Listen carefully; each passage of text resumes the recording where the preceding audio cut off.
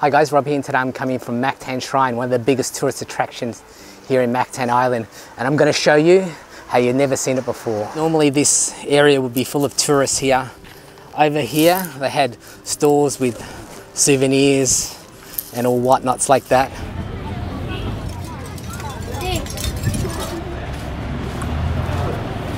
I'm just holding my mask because I'm not near anybody. So behind me you can see the statue of Lapu-Lapu. As you can see, he's a very butch six-pack, but the Spanish described him as an old man around 70 years old, so nothing like he is portrayed here.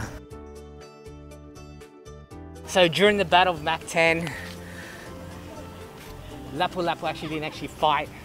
He was directing from the shoreline, obviously, because he was so old. Now, this is supposedly where the Battle of Mactan was held. So just to provide a bit of history into why Magellan was in the Philippines in the first place, his expedition from Spain was to try and discover a new route to the Spice Islands, which we now know as Indonesia. Once he arrived into Cebu, Philippines, he set about converting the locals. And there was only one chieftain that refused to bow to the Spanish crown and convert to Christianity, and that was Chief Lapu Lapu. So Magellan set out over to Mactan Island to basically use force for them to submit. With him, he took 60 troops. 11 of them were left to guard the rowboats, so it was only 49 soldiers that waded through the water to take on Lapu-Lapu and his warriors. So behind me is the plaque where Magellan was killed. Why was this so significant for Filipino history?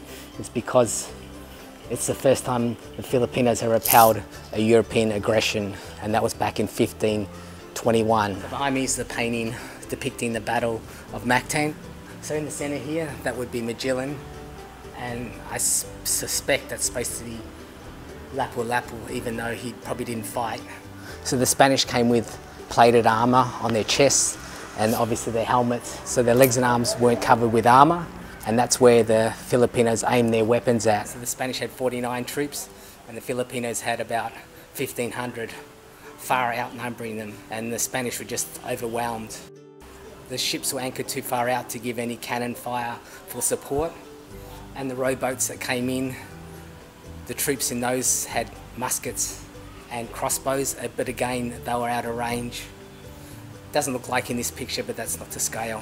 Supposedly Magellan got hit in the leg with a spear, a poisonous spear, and eventually they cut him down. And just to clarify, I should have said Lapu-Lapu and his warriors, as the term Filipino wasn't a word then, but I think you knew what I meant anyhow. I want to show you how completely empty bar for a few kids around. I think these girls are doing TikTok. Are you doing TikTok? Yeah. I knew it. And these girls are just doing TikTok. These are only tourists here or locals here. So what do you know of Lapu-Lapu?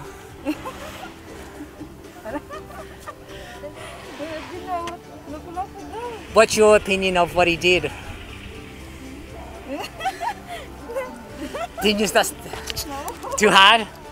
So these girls are going to do a TikTok dance with Lapu-Lapu watching in the background. So after the Battle of Mactan, Chief Lapu Lapu actually apparently sailed away to somewhere in Borneo and was never heard of again.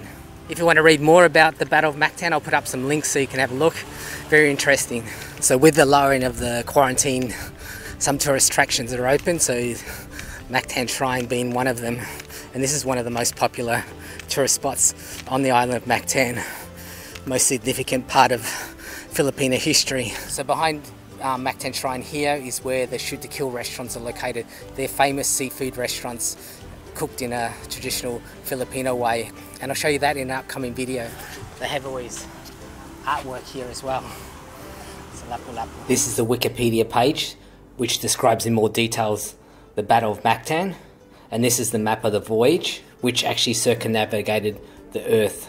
It started out with 5 ships and 270 men, and by the time they returned there was only 1 ship and 18 men remaining. So thanks for watching, keep safe out there, and I'll catch you next time. Cheers.